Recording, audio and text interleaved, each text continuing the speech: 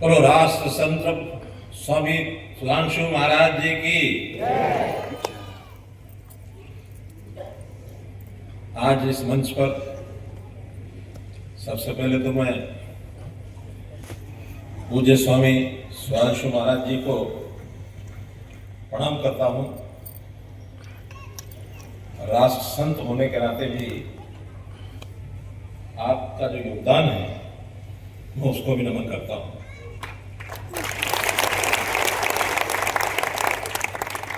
हमारे बीच में श्रद्धेय दीदी अर्चका दीदी भी उपस्थित हैं।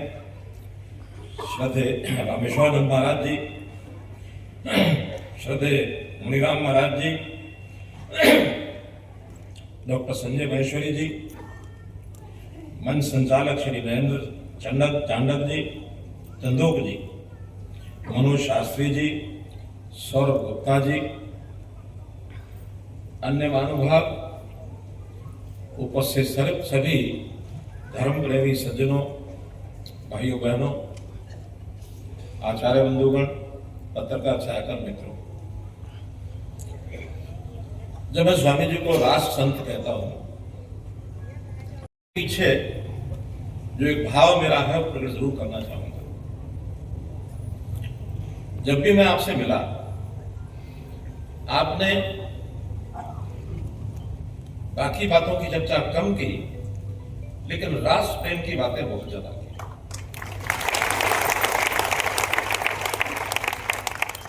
देश में क्या है, दुनिया में क्या हो रहा है, दुनिया के देशों में कौन हमारा मित्र है, कौन हमारा दुश्मन है। मोदी जी अच्छा कर रहे हैं, बाकी सरकारों को भी उसी प्रकार से आगे बढ़ना चाहिए। हर राजनेता को राष्ट्र की चिंता ही करनी चाहिए। यह भी भली भांति हम सबको मालूम है कि इस पिछले 10-11 वर्षों में जो एक वातावरण बना है देश में, चेतना आई है, राजनीतिक लोग भी सेवाभावी हुए हैं, राष्ट्रभक्ति मन में आई है, उनकी छवि सुधरी है। आदरणीय मोदी जी को एक बार जब प्रधानमंत्री, एक पत्रकार ने पूछा, मोदी जी आप प्रधानमंत्री बनने जा रहे हैं, 2013 में जब उनकी घोषणा हो गई थी तब की बात है, सबसे बड़ा चैलेंज आपके सामने क्या है? थोड़ी देर सोचा उन्होंने, पत्रकार ने पूछा पता नहीं कौन सी समस्या की बात करेंगे, ये समस्या बहुत बड़ी है, इसको हल करना है, देश की रक्षा करनी है, सेनाओं का मुकाबला यानी दुश्मनों का मुकाबला सेनाएं करें, इसकी ओर हमारा चैलेंज है। लेकिन बहुत सरल तरीके से उन्होंने एक पंक्ति कही, उनका देखिए मेरे सामने सबसे बड़ा चैलेंज बहादुरी के लोगों की छवि को सुधारना। राजनेताओं की जो छवि होती थी, हम सब सामान्य समाज में जब सुनते थे ये नेता है, अच्छे लोग तो ये कहते थे मुझे नेता मत कहो, कुछ भी करो, लेकिन समाज में नेता है तो जरूर उसकी कोई ना कोई दो चार कमियां उसी समय बता देते थे। नेता बनना अच्छे आदमी का काम नहीं था, लेकिन मोदी जी के आने के बाद वास्तव में इन पिछले 11 वर्षों में जो उस छवि को बदला है, आज बड़े बड़े ऐसे राष्ट्र नेता हैं, देश और समाज के लिए सब करते हैं। आपने कुल मिलाकर के समाज के लोगों को जिस प्रकार की दिशा देने की बात आप कर रहे हैं, बहुत सराहनीय है कि अपना तो विचार करना ही है, लेकिन भगवत कृपा, भगवत शरण में जाकर के और उस कृपा से समाज के लिए भी काम करो, जिसका आप स्वयं उदाहरण है। आपने जो गुरुकुलों की बात कही है, उसके पीछे तो एक ही कारण होगा ना कि ऐसे गुरुकुलों में हम विद्यार्थियों को लाकर के शिक्षा दें, उनका जीवन चरित्र, उनका मानव निर्माण का काम ये पूरा होना चाहिए, ताकि समाज के लिए काम करेंगे, देश के लिए काम करेंगे। व्यक्तिगत काम तो हर कोई करता है, और जो इस प्रकार के अपने जीवन यापन करते हुए एक पीढ़ी, 2 पीढ़ी, 3 पीढ़ी जब चले जाते हैं, तो तीसरी पीढ़ी के लोगों को पूछा जाए, हो सकता है कि दादा का नाम पता हो कि आपके दादा के पिता का नाम क्या है, कोई 1-2% लोग बता पाते, बाकी नहीं बता पाते। लेकिन अगर किसी महापुरुष का नाम पूछ लिया जाए जिसने समाज के लिए, देश के लिए कुछ किया है, 5000 साल पहले के व्यक्ति को भी हम नमन करते हैं, उसको श्रद्धा से देखते हैं। क्यों? क्योंकि उन्होंने समाज के लिए कुछ किया। निर्माण अपने आप में बहुत बड़ा काम है मित्रों। स्वामी जी इस काम को आप कर रहे हैं, मैं आपके प्रति नतमस्तक होता हूं। निर्माण में बहुत सी चीजें हैं। भौतिक निर्माण में ये सड़कें हैं, ये अस्पताल हैं, ये स्कूल हैं, कॉलेज हैं, ये एयरपोर्ट है, एरोप्लेन है, सुई से लेके जहाज तक सब चीजों का निर्माण होता है। हम हर वस्तु जो हम भोगते हैं उन सब चीजों का निर्माण होता है, इंडस्ट्री लगती है, इंपोर्ट एक्सपोर्ट होता है, हमारी आर्थिक स्थिति उस पर निर्भर है। लेकिन वो एक प्रकार निर्माण है। लेकिन चरित्र निर्माण ये अपने आप में ऐसा विषय है कि जब ये पूरा होता दिखेगा तो फिर आगे चल करके हम सुनिश्चित होकर ये कह सकते हैं कि दुनिया में कभी हमारे देश को विश्व गुरु कहते थे, एक समय आने के बाद हमारा देश विश्व गुरु बनेगा, दुनिया में। आज भी दुनिया हमारी तरफ देख रही है। हम देखते हैं कि विश्व के देशों में कितनी अशांति है। ये देश उससे लड़ रहा है, ये उस पर हमला कर रहा है, ये यहाँ बम चला रहा है, ये यहाँ अणु बम की खतरा बना हुआ है, सेनाएं भिड़ रही हैं।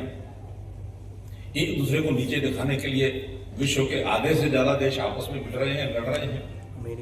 लेकिन कहीं कहीं आशा की चिंगारी उनको भी दिखती है कि अगर शांति स्थापित करनी है तो जरा भारत की तरफ देखो। ये धरती भगवान कृष्ण की धरती है, गीता की धरती है, और गीता में वो संदेश छुपा है कि जो विश्व में शांति स्थापित कर सकता है। हरियाणा में भी जब मैं मुख्यमंत्री था तो स्वामी ज्ञानानंद जी ने कहा कि हमारे यहाँ गीता का जो कार्यक्रम कुरुक्षेत्र में चलता है, छोटे स्वरूप में चलता है, क्यों नहीं इसका विस्तार करें। हमने इसको अंतरराष्ट्रीय गीता जयंती महोत्सव मनाया और आज पिछले 10 वर्षों से लगातार इतना बड़ा कार्यक्रम हो रहा है कि विश्व के लोग वहां आते हैं। और नहीं केवल यहाँ, दुनिया के अन्य देशों में भी बुलाया जाता है कि स्वामी जी आइए और हमारे यहाँ गीता का महोत्सव करिए। को उजागर करना है, भगवत प्रेम में लीन होने के लिए पूज्य स्वामी जी हमको सबको प्रेरणा देते हैं। हम भगवान शरण में जाएं और भगवत शरण में जाने के बाद जो थोड़ा सिद्ध पुरुष हो जाते हैं उनका भगवान से संवाद भी होता है। तो भगवान भी कहते हैं कि मेरी पूजा बहुत कर ली, अब मेरा स्वरूप जो समाज में है आप उसकी पूजा करो, उसकी पूजा करो। स्वामी विवेकानंद जब अमेरिका से वापस लौटे थे, उन्होंने शिकागो में बहुत बड़ा विश्व विख्यात एक भाषण दिया था, जिसके कारण से भारत की तरफ लोग आकर्षित हुए थे। आने के बाद उनका पहला संदेश ये था कि हमको भारतवर्ष को आगे बढ़ाना है, यहाँ के समाज को, दबा कुचला पीड़ित समाज है उसको आगे बढ़ाना है, तो भारत माता का ध्यान करो। और बल्कि एक इतनी कड़वी बात कह दी थी कि बहुत लोगों को शायद वखरी थी कि सभी देवी देवताओं के जो चित्र हैं 50 साल के लिए आप एक साइड में को प्रणाम करो, लेकिन दिन में समाज की सेवा के लिए मैं क्या कर सकता हूं इस काम में सब लग जाओ। समाज का उत्थान होगा तो देश आगे बढ़ेगा।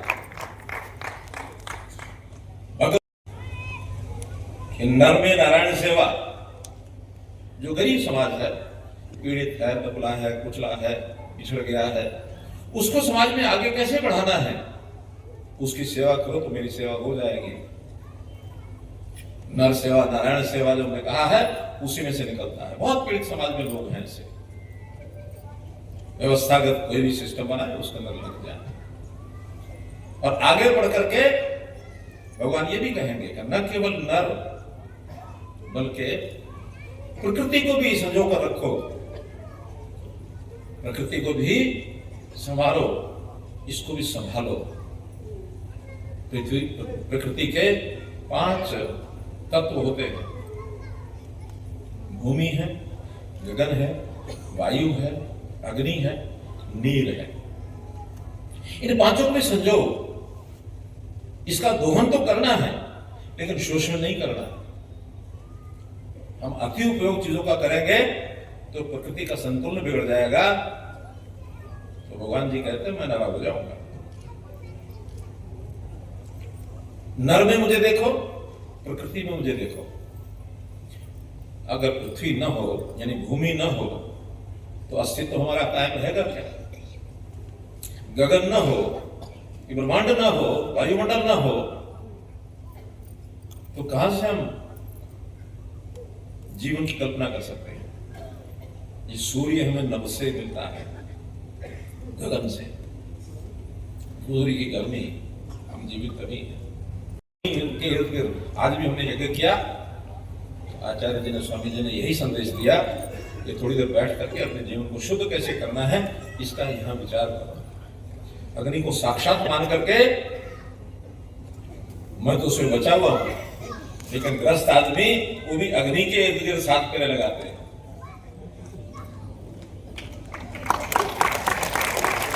अग्नि को साक्षी मान करके अपने जीवन का यापन शुरू करते हैं।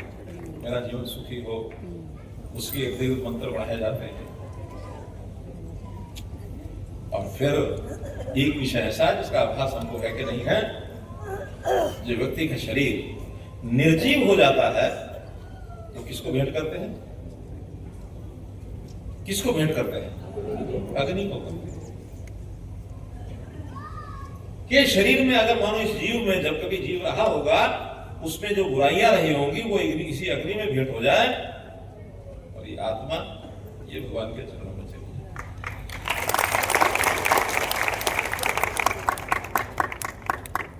अग्नि के बाद नीर का धर्म।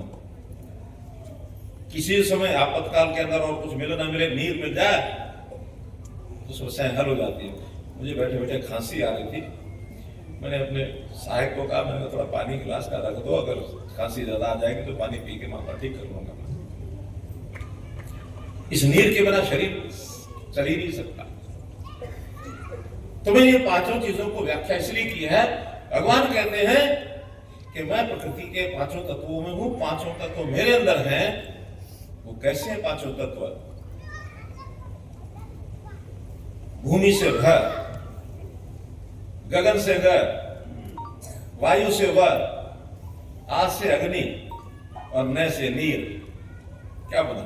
न क्या बन गया? ये 5 तत्व हैं प्रकृति के, ये अपने आप में भगवान है। भगवत शरण में जाकर के हमको अपने जीवन को शुद्ध करना, हमारे जीवन में व्यसन ना आए, बुराइयां समाप्त हो जाए और एक ऐसे समाज की कल्पना करें, ऐसे देश राष्ट्र की कल्पना करें कि जो दुनिया में एक स्थान प्राप्त हो सके। 24 घंटे में जो भी हमारे पास है उसके अंदर थोड़ा समाज के लिए भी दे दें। समाज में बुराइयां बहुत हैं, कमियां बहुत हैं। कभी कभी तो जो व्यक्ति इस प्रकार के सत्संगों का जिनके ऊपर प्रभाव नहीं होता वो थोड़ा निराश हो जाता। सब तरफ तो बुराइयां हैं, सब तरफ तो अंधकार है। मेरे जैसा व्यक्ति कहेगा कि माना कि अंधेरा घना है पर दीप जलाना कहां बना है?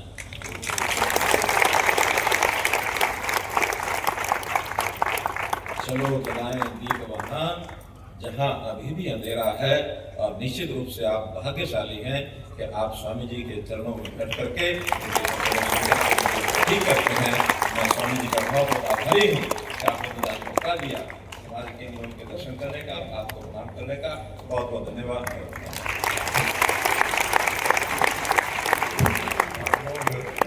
जानते हैं कि स्वामी विवेकानंद मां शारदा के मंदिर में ध्यान करने बैठे, मंदिर टूटा हुआ था। आंख बंद की, आंख में आंसू आए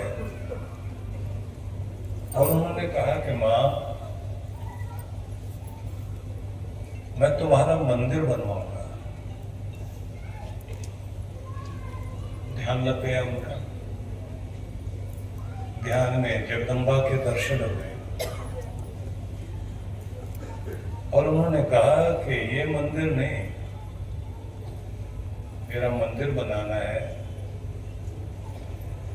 लोगों के दिलों में बनाओ।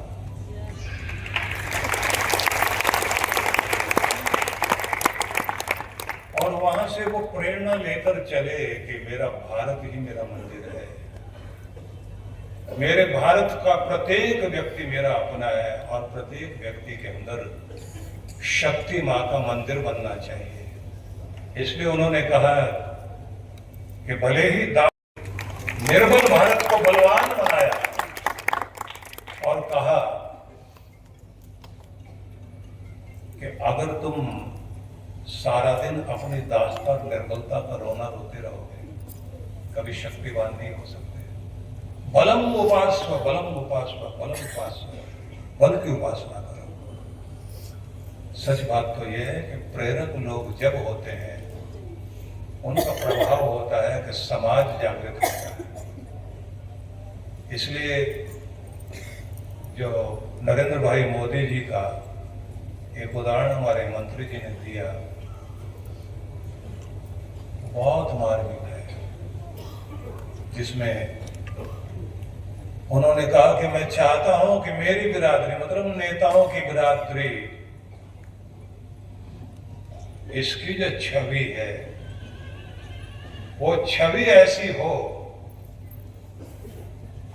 कि व्यक्ति चला भी जाए तो लोग इस रूप में याद करें कि वो बाहर भले ही मूर्ति ना हो लेकिन दिलों में लोगों के उनकी मूर्ति बनी रह जाए, उनका चरित्र बना रह जाए। माननीय मंत्री जी मनोहर लाल खट्टर जी अपना जिस तरह का कार्य कर रहे हैं तो वो अखबार में नहीं दिलों में छपते जा रहे हैं। बहुत बहुत अभिनंदन। तो हम आपका